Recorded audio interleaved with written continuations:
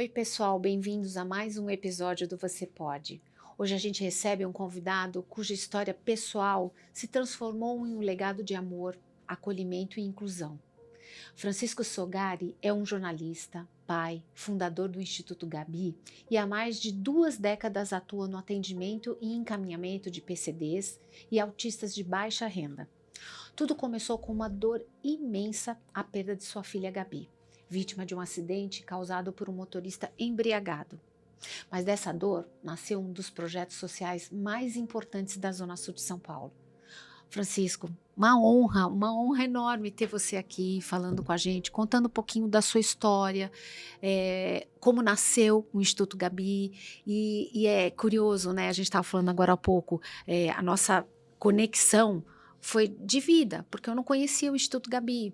E quando nasceu a Malu, a gente procurando uma instituição para poder ajudar, porque nos aniversários a gente pede, não presentes, mas a gente fala de alimentos. Então, assim, conheci o Instituto Gabi e vi ali, primeiro, uma ajuda imensa, um amor e um propósito de vida gigantesco. E aí, como eu sou da Zona Sul e minha mãe mora naquela região, a gente escuta dos moradores, das pessoas, tantas coisas positivas, tantas coisas boas. Então, e um dia desses eu estava numa loja, conheci uma pessoa e falando do podcast, ela falou, não, você precisa convidar, eu vou te indicar uma pessoa, o Francisco. Eu falei, não, ele vai lá estar com a gente na semana que vem. Então, olha como tudo, nada é por acaso, né? Nada é por acaso nessa nossa vida. Então, assim, obrigada por estar aqui e a gente ter um papo tão gostoso para ouvir a sua história conosco. Cassandra, que esse espaço ele tem assim essas narrativas, essas histórias tão bonitas que você resgata. E eu vou trazer a minha história, tentar contribuir um pouco com esse caminho que nós fizemos, que poderia ser um caminho de revolta, mas ele foi um caminho um pouco diferente. Nós damos um sentido novo para a nossa vida. Ressignificou, né? Aí foi um caminho aí de 1/4 de século já. A dor permanece, mas também a alegria, ela nos dá força, né? Uhum. Para continuar. Isso é o mais importante, cair, mas a gente saber como levantar, Uhum. né?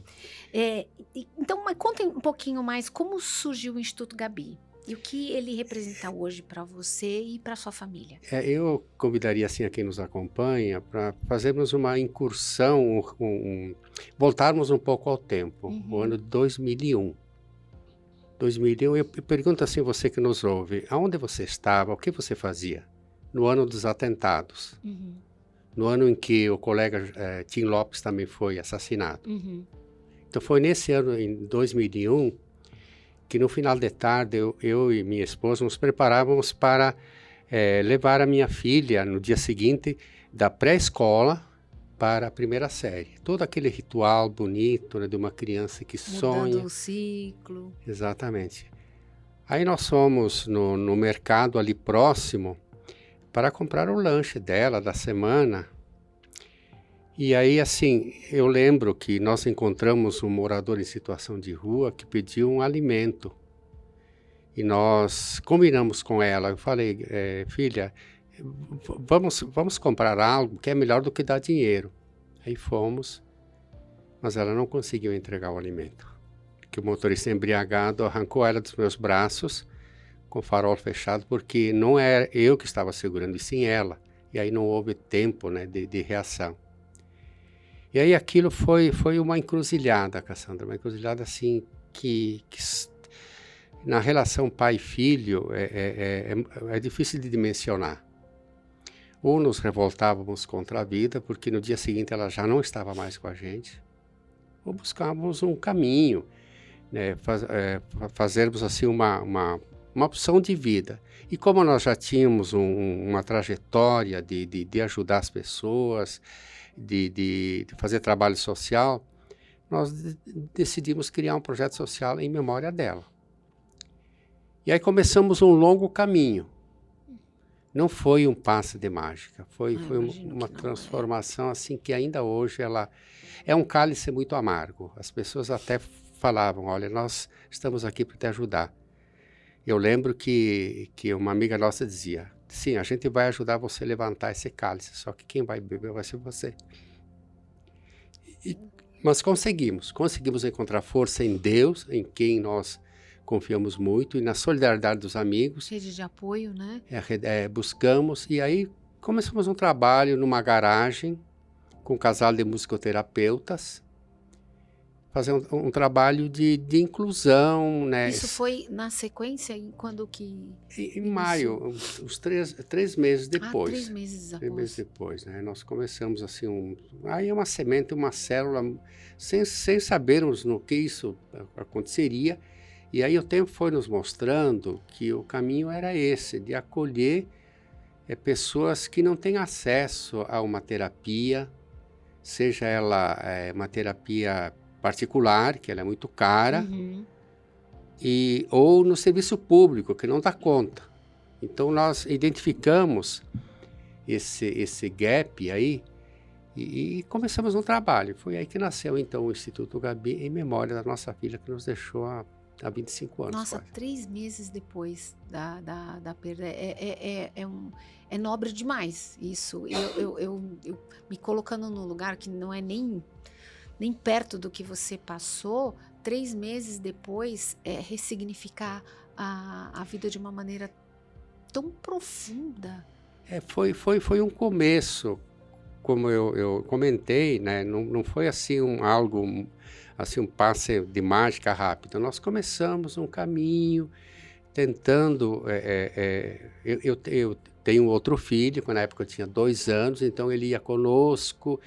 A sua maneira, ele também absorveu a perda da irmã, sem entender.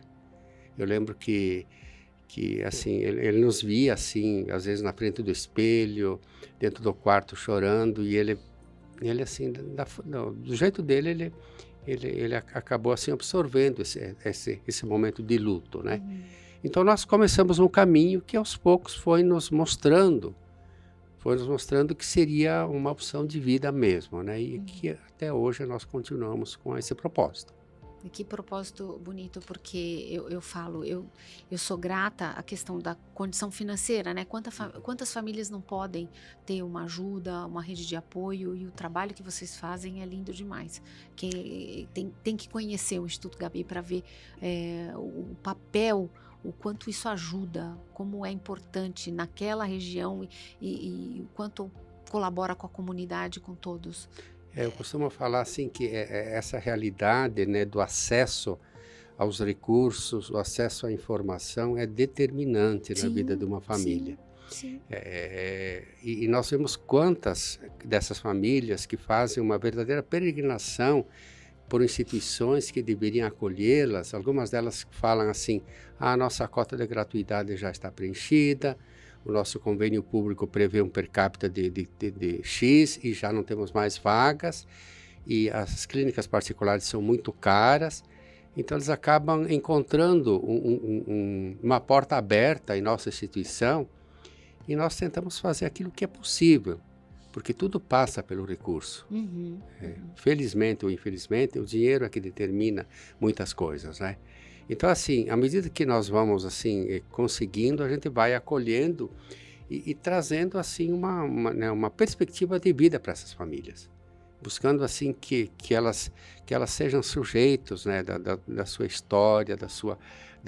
Protagonistas da vida, né? Exato, porque aquilo que eu coloquei, no momento em que uma criança, um adolescente, um jovem, ele tem essa autonomia, essa independência, ele consegue também fazer frente à vida, né? Que é tão difícil para quem não tem, né, uma deficiência ou uma comorbidade, né? Com certeza, com certeza. Uma história muito bonita do Instituto Gabi, que você vem trazer para a gente.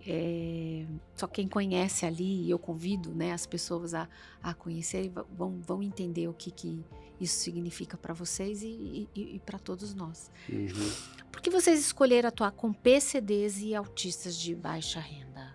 A minha esposa, ela é psicopedagoga, ela trabalhou a vida inteira na rede pública, escolas da prefeitura do estado, que recebem 30, 40 alunos, e aí nesses 30, 40 tem 2, 3 que têm deficiência ou ou transtorno do espectro autista. E a escola não tem estrutura, não tem né, psicólogo ou não é suficiente. Apesar de ser lei, não tem. Exatamente, né? Ou não dá conta. E aí ela percebeu que se for feito um trabalho com essa criança, esse adolescente, de apoio à inclusão, através do desenvolvimento de habilidades e competências socioemocionais, e mesmo terapias, através da musicoterapia, através da fonoaudiologia, essa criança, quando ela vai para a escola, ela tem uma condição melhor para ter um êxito na trajetória escolar. Então, esse apoio anterior à inclusão. E não só encaminhar uma criança, um adolescente para a escola, mas acompanhar. Então, há todo um processo que nós fazemos, junto com o coordenador pedagógico, junto com a direção da escola, para que acompanhe essa criança que nós, assim, de certa forma, auxiliamos na conquista da autonomia, que agora ela precisa... então existe o acompanhamento, não só o pré, mas existe aqui... Ai, que bacana! Esse é um, eu diria assim, não é um diferencial, mas é um método que tem sido assim, muito, muito eficaz. E fazemos isso há 24 anos. E aí, assim, o êxito, o sucesso escolar, ele é quantitativamente assim, melhor. Por quê? Porque a criança, a adolescente, ela vai ter o apoio. Há essa ponte entre a instituição e a escola. E aí nós fazemos também através da Delegacia Regional de Ensino, se houver necessidade, acionamos o Conselho Tutelar, a própria Promotoria da Infância. Então fazemos um pouco esse apoio, essa retaguarda, para que a família ela se sinta amparada. E ajuda a instituição também, né? Fortalece a instituição. Fortalece no seu trabalho. E aí porque nós temos uma equipe multidisciplinar, que inclui psicólogos, pedagogos, musicoterapeutas. Quantas pessoas, Francisco, mais ou menos? Atendidos? Hoje nós temos 52. Eles são divididos por faixa etária. Na parte da manhã nós atendemos crianças de 4 a 12 anos, e aí é um atendimento mais terapêutico mesmo, né? Através, né, das terapias de fonoaudiologia, musicoterapia, psicopedagógico, atendimento psicopedagógico. Então é um atendimento mais individualizado mesmo, porque há essa necessidade. Na parte da tarde são adolescentes e jovens que já não estão mais em idade escolar, entre aspas. Então, são oficinas que nós fazemos de artes, de pintura, de música. Oficina de arte, eu já vi. É esse trabalho coletivo de ritmos e percussão, de designer com material gráfico. Então, assim, pensar num adolescente, num jovem, sei lá, de 14, 15, até de 20 anos, síndrome de Down, ou portador do espectro autista, ele precisa de uma interação, senão ele fica em casa o tempo todo, na frente da TV, a mãe precisa trabalhar, porque ela precisa manter a família, e aí nós criamos então esse espaço, né? De manhã são as terapias individualizadas, e à tarde são oficinas coletivas, então é uma metodologia que tem sido assim, muito assertiva. Outro dia eu passei lá, estava tendo capoeira na parte da tarde. É uma das atividades. Nós temos taekwondo também. Nós temos práticas esportivas, que são jogos cooperativos. Não se trata assim de esporte de alto rendimento, e sim jogos cooperativos. Então, através, né, de atividades, utilizamos um clube da prefeitura, que é o Jalisco, que fica ali ao lado, que tem uma boa administração, abriu a porta. Então, nós usamos esse espaço e fazemos, então, esse trabalho de integração, de interação. Esse tem sido, assim, um diferencial. Tanto Cassandra, que, assim, nós tivemos o período da pandemia, onde eles ficaram praticamente 1 ano e meio sem atividades. Então, assim, houve uma regressão, uma perda de muitas conquistas. Aí, no retorno deles, nós fizemos todo um processo de reconstruir, de fazer esse trabalho de socialização, de interação, que tem sido, assim, fundamental para a vida deles, né? Esse caminho que é auxiliá-los a ter uma melhoria na qualidade de vida. E para a família também, né? Não é só para aquele adolescente, para a criança, aí engloba a família, a qualidade para a família e a tranquilidade da família saber que tem um espaço como aquele cuidando do filho. Exatamente. O apoio sociofamiliar, ele é feito por uma equipe, por profissionais. Nós temos um psicólogo social, que faz o trabalho com os pais, e temos uma assistente social, que faz o acompanhamento, faz a visita domiciliar, faz um diagnóstico socioeconômico para ver a condição dessa família, aí na busca dos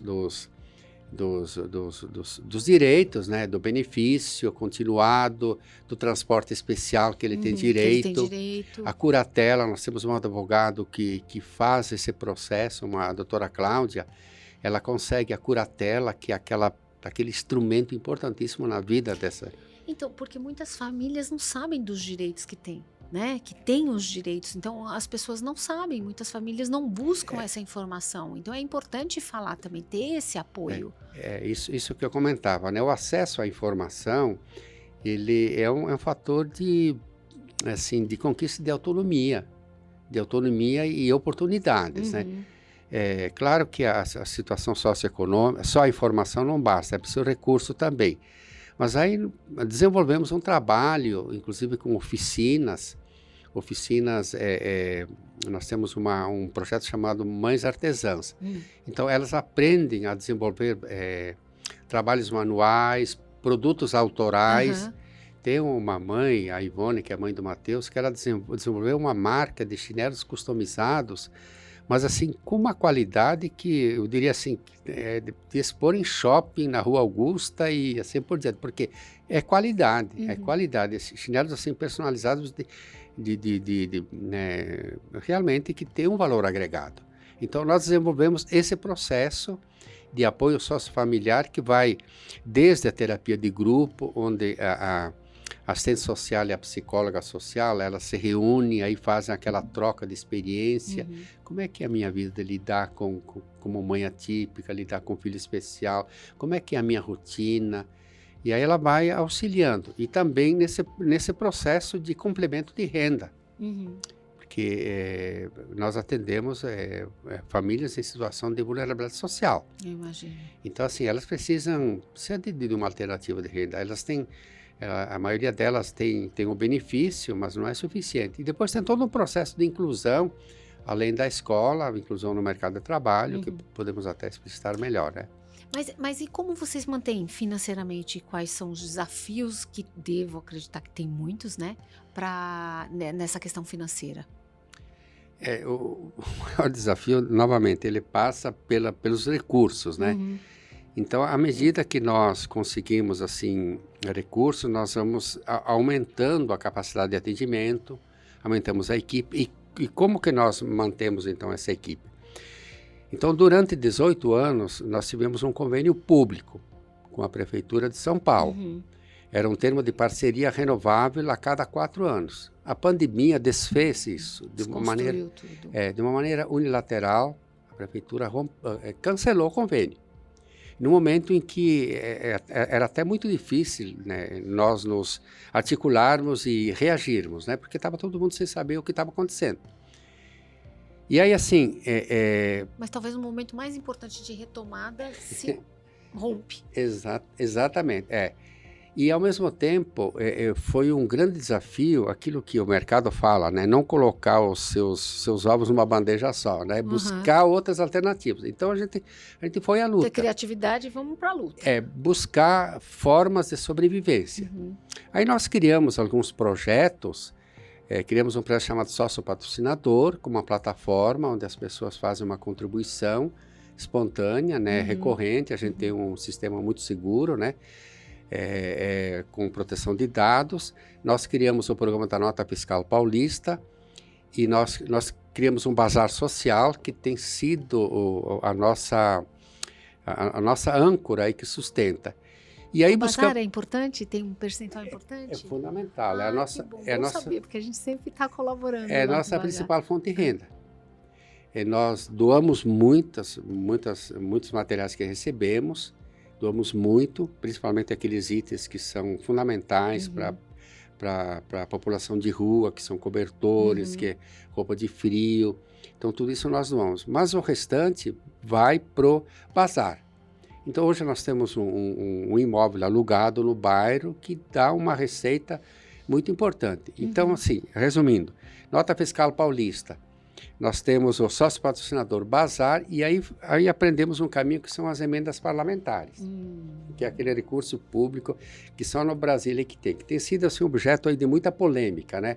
Aquela moeda de troca dos parlamentares, relação poder executivo com o legislativo. Que é contínuo, né? É contínuo. Infelizmente, esse caminho tem sido usado como curral eleitoral, onde os deputados distribuem dinheiro para os municípios, como troca, para as entidades, para poder se reeleger. Mas nós encontramos deputados, né, um deputado federal que tem uma visão social, né, e ela conseguiu direcionar duas emendas parlamentares. Duas emendas parlamentares que nos deu um aporte muito importante. Aí nós temos um vereador enfim, nós conseguimos através de emendas parlamentares que muitas organizações estão usando esse caminho hoje. O caminho da emenda, que é o recurso público que ele é imposto ao município, que ele tem que executar. Então, é esse caminho. A gente se reinventa. A gente tem que se reinventar o tempo inteiro. Buscar recursos, aí parceria também com empresas, que é um pouco mais difícil, mas é um caminho, através da lei de incentivo. A criança e adolescente, cultura, esporte. Aí tem que ter um projeto aprovado, né, no órgão, né, para captar. Eu vou numa empresa, eu vou lá, mas você tem um projeto aprovado na lei de incentivo? Aí, normalmente as empresas grandes trabalham com... As empresas grandes, né? Elas trabalham com isso, assim, Agora, tem algumas empresas assim, que já são de pequeno porte, que elas apoiam projetos pontuais. Olha, nós temos a necessidade de aumentar o atendimento de fonoaudiologia para o período de 6 meses. O custo é R$10.000. Então, a empresa ela faz um trabalho interno com os colaboradores e consegue cotizar e contribuir com a serviço de fono, sei lá, por 3 meses, 4. Já tivemos 2 casos em que conseguimos envolver a empresa. Eles fizeram um trabalho interno, fizeram uma campanha, e aí conseguimos, porque depois da pandemia, esses atendimentos especializados, né, da saúde, eles são muito caros. Sim. Psicomotricidade, fonoaudiologia. Sempre foram caros, mas agora deu bom estilingada no preço, com certeza. Exatamente. E aí nós estamos tendo dificuldade para manter esses atendimentos especializados. A parte assim de arte educador, oficineiros, o custo é um pouco menor. Então a gente consegue com a receita própria. Agora, quando se trata dessas terapias especializadas, a gente tem que buscar ou com emendas ou com alguma empresa que queira ajudar com algum projeto. E o caminho é esse. No fim, a gente consegue compor uma receita e terminar o ano, pagar os funcionários, pagar o 13º e começar o ano tudo de novo para capitalizar, para poder manter. O principal tem nas famílias evoluindo, né? Exatamente. Quem é beneficiado lá na ponta. Esse que é o grande objetivo, né? E Francisco, nessa jornada aí de 24 anos, quais foram as conquistas mais marcantes? Eu imagino que são inúmeras, mas assim, qual a mais marcante assim para você? Eu ouço muito, né, o seu espaço aqui, o podcast, Você Pode. Eu estava ouvindo, né, o Eduardo, e ele falava assim que todos os casos são... Exato, Ele falava isso. E eu diria da mesma forma. Só que assim, nós temos assim algumas situações, alguns casos que eles são muito importantes, né? Por exemplo, quando nós conseguimos encaminhar um jovem para o mercado de trabalho. Então, esse ano foram quatro que nós encaminhamos. Que a empresa, ela assumiu... e ela buscou e assumiu. Porque é a lei do PCD, né? Lei de cotas. A lei de cotas. Mas foi através de uma outra instituição que faz esse processo. Não somos nós. A gente não tem, assim... acesso a isso, né? E condições de fazer todo. A inclusão escolar... Essa nós fazemos e acompanhamos. Agora, a inclusão no mercado de trabalho, nós fazemos através da parceria com uma outra empresa. Então, quando a gente vê esse jovem que fala assim, nossa, eu estou trabalhando, eu estou ganhando meu dinheiro. Então, esse é um motivo de muita alegria. Com certeza. Em um outro caso, nós tivemos o Marquinhos, que ele foi na Paralimpíada em Paris. Que bacana! Isso, veio uma mãe ali do bairro da Pedreira, né? São Paulo, Pedreira fica na Zona Sul, Uhum. extremo Zona Sul, bairro muito necessitado. Então, uma família que conseguiu, o Marquinhos ele foi atendido vários anos, aí nós encaminhamos para o Centro Paralímpico, que é o centro do estado, que fica em Imigrantes, e aí ele conseguiu desenvolver, né, toda uma habilidade do esporte e foi participar da Paralimpíada. Então, esses são os... Esses são os casos que precisam falar, mostrar como caso de sucesso, exemplo, para motivar as pessoas. E ver essa mãe que construiu, entre aspas, a sua empresa, a sua marca, o seu produto autoral. E ela vendendo com todo aquele orgulho. Foi na oficina das mães artesãs do Instituto Gabi que eu aprendi. Então, ela vende essa ideia. Então, Nossa, que história linda! Você fala muito em empoderamento. Eu não gosto muito da palavra, mas assim, esse êxito assim, nessa trajetória de luta, de buscar alternativas, a mãe que consegue gerar uma receita que faz diferença na vida dela, do Matheus, que é o filho dela, né? Então, tem N casos assim, que nos tornam assim, muito felizes. Também, quando recebemos um prêmio em Brasília, prêmio na Câmara Federal, recebemos o prêmio Relevância Social. Foi muito bacana, aquele foi um momento assim, Quando muito que forte. vocês receberam? Nós recebemos foi em 2015. Depois também foi recebemos... muito marcante isso também, né? Reconhecimento. O título de cidadania paulistana na Câmara Municipal, né? Eles falam em cidadão paulistano, mas eu gosto de falar a palavra cidadania paulistana, porque é um coletivo. Aí as mães foram juntos, né, os filhos, aí recebemos lá o prêmio. É que ninguém faz história isoladamente. Exatamente. Né?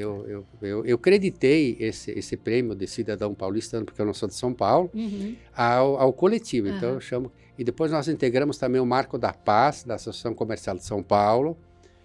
Temos uma participação nesse projeto que eles têm, o Marco da Paz em todos os bairros.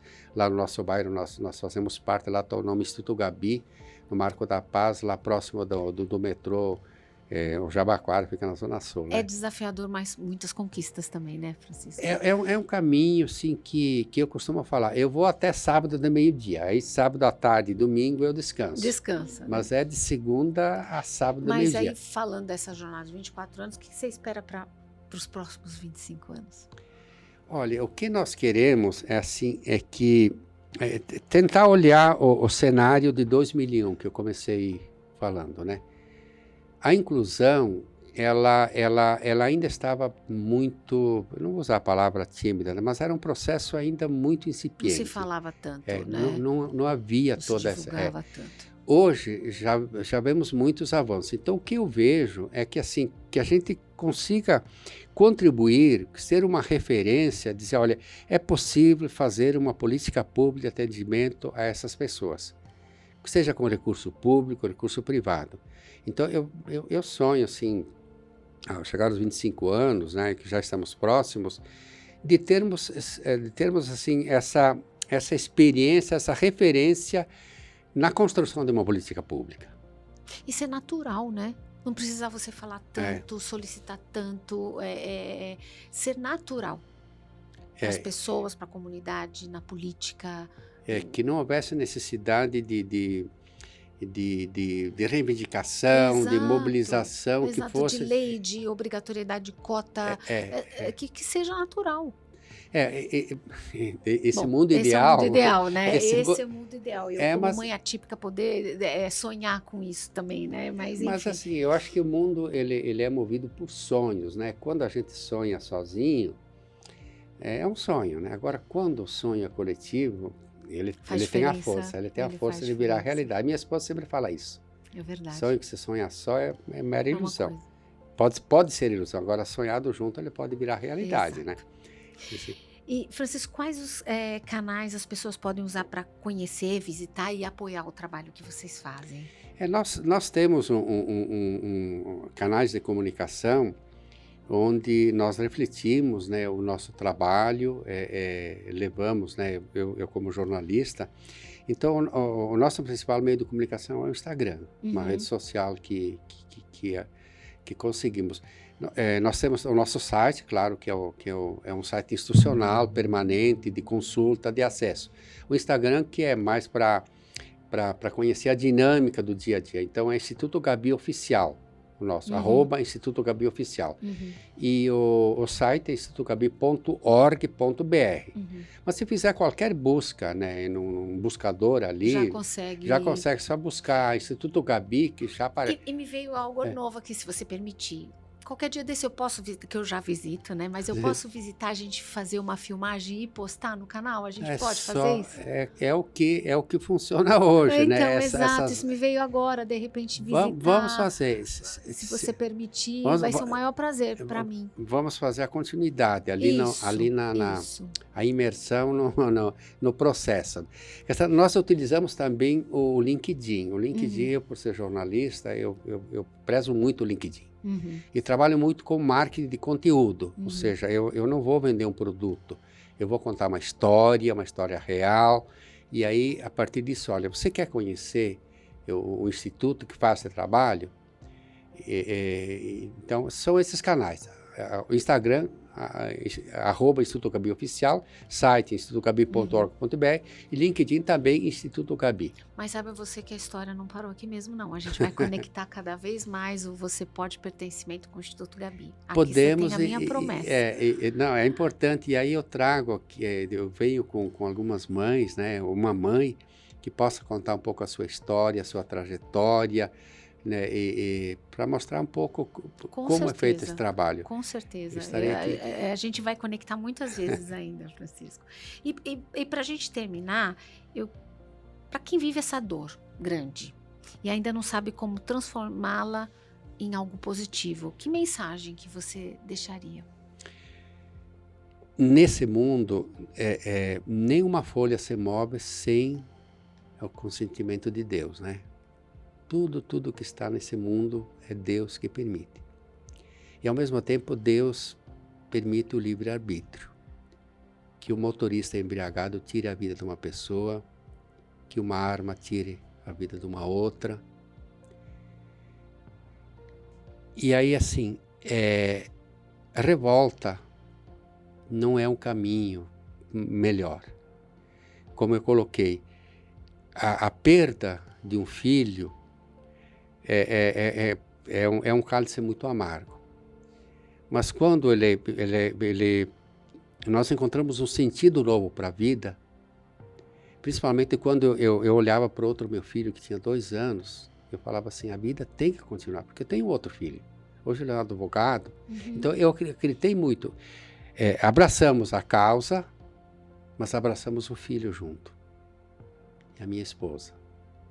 E ela sempre fala assim, a gente nunca sai igual depois que passa por uma experiência, mesmo que ela seja amarga. E ela foi muito amarga. Eu acho que é uma das mais amargas que tem na vida, né? Porque, se você me permite, eu sou cristão, eu professo a minha fé, e a minha filha foi arrancada dos meus braços na frente da igreja que eu frequento. E eu fiquei quase meia hora esperando socorro. Eu fiz ferida no joelho, eu perdi a minha voz, clamando para que viesse o serviço do SAMU. Só que ele veio tarde. Mas mesmo em meio a tudo isso, ficou aquela lição que minutos antes ela falou para nós. E eu no dia em que a minha filha foi velada, eu criei força, eu fui na frente e falei assim para as pessoas que estavam, e contei um pouco esse fato. De fato que ela falou uma frase muito forte. E aquilo ficou dentro do meu coração, da minha esposa, e foi o que desencadeou esse processo. Quem ajuda as pessoas é feliz. Inclusive é a frase que está aqui na camiseta, né? Ai, que lindo. É o nosso slogan que desafia qualquer marqueteiro, viu? Os marqueteiros publicitários de plantão, jornalistas, né? Desafia. Quem ajuda as pessoas. É uma sabedoria de vida. Viveu apenas 6 anos. E ela nos ensinou, né? Quem ajuda as pessoas é feliz. Estou muito feliz. Existe pesquisa, né? Disso falando, quem ajuda é mais feliz. Exatamente. Obrigada por você ter vindo. Obrigado por... Já conheço o Instituto Gabi, mas nunca tive essa oportunidade da gente conversar bastante. E, de novo, não para por aí. A nossa conexão vai estar cada vez mais forte, mais fortalecida. E obrigada pela sua E presença eu aqui. agradeço a oportunidade, assim, é um espaço, eu como jornalista, que eu jamais iria perder. Ai, muito obrigada, que lindo. Francisco, obrigada por nos lembrar que até mesmo a dor pode ser semente de algo transformador. O Instituto Gabi é uma prova viva de que o amor pode virar movimento e mudar o mundo de muita gente. Se esse episódio te tocou, compartilha com quem precisa conhecer esse trabalho. Obrigada por nos ouvir e até o próximo Você Pode.